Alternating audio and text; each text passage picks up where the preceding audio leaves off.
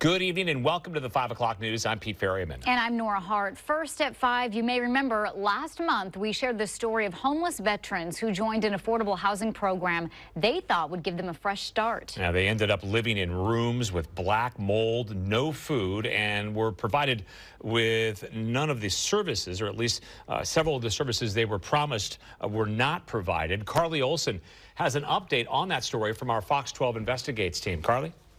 Well, we learned that since our report aired, the managing nonprofit, the Reveille Foundation, failed to fix the issues in the building by that December 31st deadline mandated by the Veterans Association. And now the owners of the building are asking the veterans to leave by Wednesday. And some of them tell us they're once again facing a life on the streets.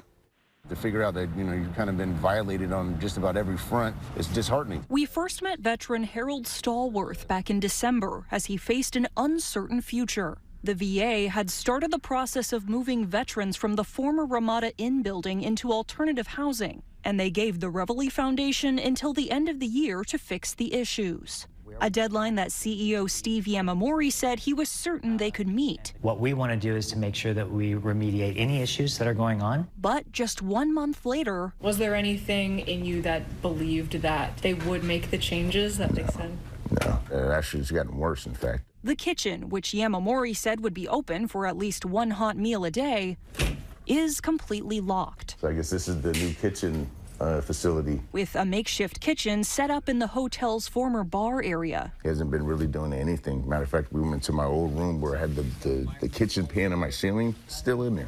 The city of Portland inspected the property on December 24th and found 16 property maintenance code violations, including fire and electrical hazards, damage to ceilings and walls, and inoperable light fixtures. 1 week later, the VA found the building had failed to meet their grant agreement standards, and they discharged the remaining veterans from their grants per diem program. They sent us a statement saying that despite the failures, the program and building owners are actively working to meet VA inspection standards, and that VA Portland is ready to assist any veteran seeking housing support. The building itself is owned by Fortify Holdings, and President Ziad El-Sahili tells me that throughout their agreement with Reveille, the nonprofit has faced challenges in meeting some critical operational and financial requirements, and they've now been asked to exit their contract. Yamamori also sent us a statement saying that further plans for Reveille in Portland haven't been confirmed, and they are focused on getting those who need to move transitioned at this time.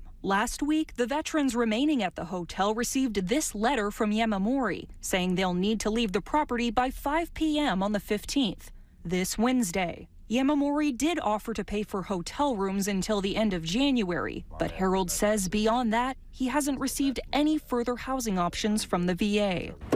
This is my trusty steed. And at this point, the most likely scenario is a return to life in his car, which he admits has a couple advantages. I know it's safer in my car, for sure. I mean, as far as the environment, I don't have black mold and rats and stuff in my car. Back to a life of selling his art on the sidewalks and working odd jobs to get by.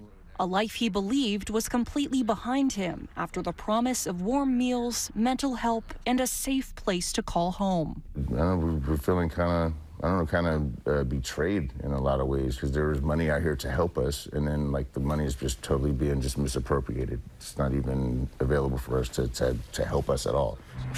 I'm wondering how I'm going to do it. Some of the veterans tell me they are still working to find legal representation to build a case against the Reveille Foundation. Reporting live in studio, Carly Olson, Fox 12.